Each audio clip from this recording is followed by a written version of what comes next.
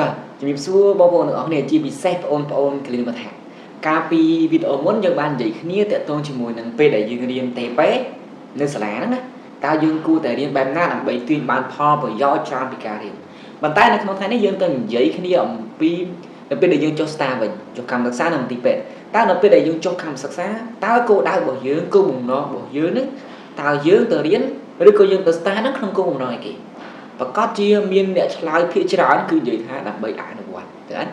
ដើម្បីអនុវត្តនៅទម្រង់ការថែទាំដូចជាការចាក់ស្រោមបងឈាមយើងរបួសសងនោមសងច្រមុះទាំងតែប៉ុន្តែអ្នកទាំងអស់គ្នាផ្លេចគិតអំពីសារៈសំខាន់នៃការចុះកម្មសិក្សាមួយទៀតគឺការរៀនយល់អំពីហេតុផលនៃការថែទាំនីមួយៗរាល់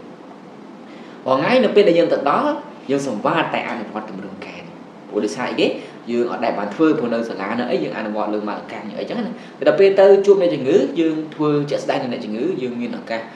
រៀនសូត្រពីវាច្រើនអញ្ចឹងណាប៉ុន្តែក្នុងករណីហ្នឹងយើងផ្លេចគិតទៅលើចំណុចមួយគឺយើង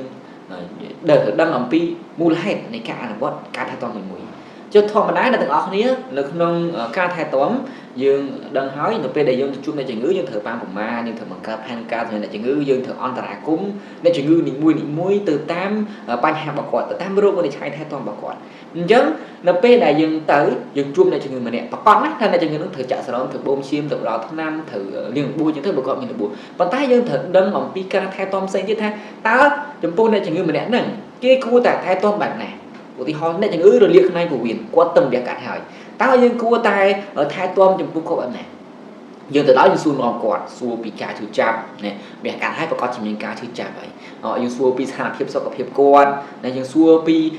ការធ្វើចលនារបស់គាត់ក្រោយពេលវះហើយគាត់បានងើបដើរនៅចលនាពោះវៀនរបស់គាត់មិនដែរអញ្ចឹងណាហើយយើងមើលមុខរបួសគាត់មានហូរឈាមឬក៏មានក្រហមមានអីអត់ដែលបញ្ជាក់ថាជាសញ្ញាបង្ករោគអត់អញ្ចឹងទៅអាហ្នឹងជាការសួរនាំហើយយើងអន្តរាគមន៍បើសិនបើគាត់ឈឺយើងត្រូវធ្វើអីគេបើសិនបើរបួសនឹងឡើងក្រហមនឹងអីយើងត្រូវធ្វើអីគេហើយនៅពេលដែលយើងនិយាយពីការអនុវត្តគឺការឲ្យថ្នាំគឺការលាងរបួសអាហ្នឹងគឺជាការអនុវត្តទម្រង់ការប៉ុន្តែអ្វីដែលអ្នកនរអគ្នាត្រូវយល់គឺអ្នកទាំងអស់គ្នាត្រូវចេះអំពីការប៉ាប្រមាណដែលជុំអ្នកជំងឺត្រូវសួរអីគេនៅពេលដែលសួរគាត់មានបញ្ហាចេះមួយតើអ្នកទាំងអស់គ្នាត្រូវធ្វើអីគេឧទាហរណ៍ថាគាត់វះកាត់ហើយតែគាត់អត់ទាន់ផោមឬក៏គាត់អត់ទាន់គាត់ទល់ពោះវៀនគាត់អត់ទាន់បត់ជើងតើជាអ្នកថែទាំតើអ្នកគួរតែធ្វើបែបណាក្រៅពីការឲ្យថ្នាំតាមបច្ចេកវិទ្យាតើអ្នកថែទាំគួរតែធ្វើបែបណាក្រៅពីការអនុវត្តទម្រង់ការផ្សេងៗអញ្ចឹងណាអញ្ចឹងអ្នកទាំងអស់គ្នាអ្វីដែលអ្នកទាំងអស់គ្នាត្រូវទាញឲ្យបានគឺយល់អំពីរបៀបនៅក្នុងការថែទាំច្បាស់ណាស់ការអនុវត្តទម្រង់ការនីមួយៗគឺអ្នកទាំងអស់គ្នាត្រូវចេះធ្វើត្រូវស្ទាត់នៅក្នុងការធ្វើក៏ប៉ុន្តែអ្នកទាំងអស់គ្នាត្រូវយល់អំពីហេតុផលនៃការអនុវត្តទម្រង់ការហ្នឹងតើហេតុអីបានជាយើងត្រូវអនុវត្តទម្រង់ការហ្នឹងតើនៅជំងឺហ្នឹងហេតុអីបានគេធ្វើអញ្ចឹងហ្នឹងការថែទាំនីមួយៗហេតុអីបានគេធ្វើបែបហ្នឹងអញ្ចឹងអ្នកទាំងអស់គ្នាកុំភ្លេចថានៅពេលដែលយើងទៅ STAR យើងអាចបានពីរទី1បានយល់ពីហេតុផល reasoning ណាហើយទី2យើងបានអនុវត្តការងារ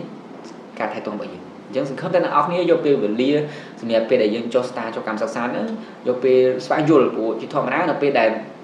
យើងទៅមើលថែတဲ့ជំងឺយើងមិនមែនតែទៅអនុវត្តទម្រង់ការទៅតាមបច្ចេកវិទ្យាឬក៏ទៅតាមអ្វីដែលយើងនឹងធ្វើជាប្រចាំទេប៉ុន្តែអ្នកនរគ្នាត្រូវយល់អំពីហេតុផលត្រូវចេះតាមប្រមាណត្រូវចេះប្រើប្រាស់ critical thinking ត្រូវប្រើប្រាស់ការរួចវិនិច្ឆ័យហើយដើម្បីអនុវត្តមួយឲ្យសមស្របអញ្ចឹងហើយបានជាអ្នកនរគ្នាត្រូវទាញប្រយោជន៍ពីវាឲ្យបានព្រោះវាមិនងាយទេនៅពេលដែលយើងអង្គុយទៅរៀននៅទ្រឹស្ដីយើងរៀនបានដឹងមែនប៉ុន្តែនៅពេលដែលយើងជួបករណីជាក់ស្ដែងបើយើងអត់ដែរជួបវាពិបាកអញ្ចឹងសង្ឃឹមអ្នកនរគ្នាប្រើប្រាស់ពេលវេលាដ៏ល្អមួយហ្នឹងដើម្បីអភិវឌ្ឍខ្លួនឯងប៉ុន្តែត្រូវគិតពីសុខភាពនៃយើងដែរអរគុណ